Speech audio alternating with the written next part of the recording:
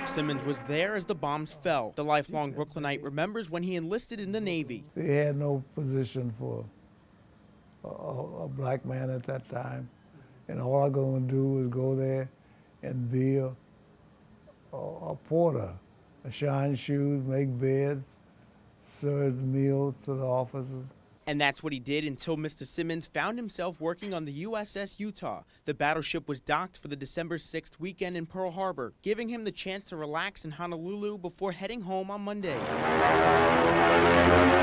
But while gazing out his window, known to the seamen as a port, Mr. Simmons describes what he witnessed on that fateful Sunday, December 7th.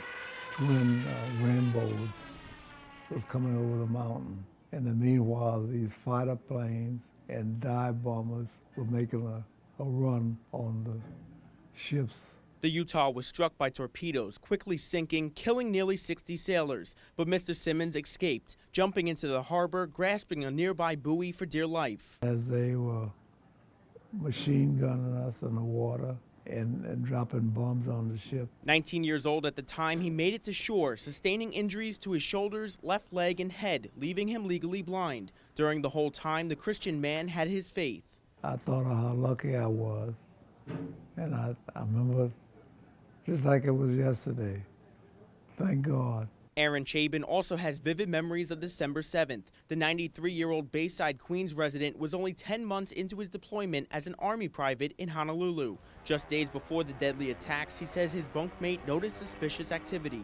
The guy on radar reported to his commanding officer, and from what we heard, they said, go back to sleep.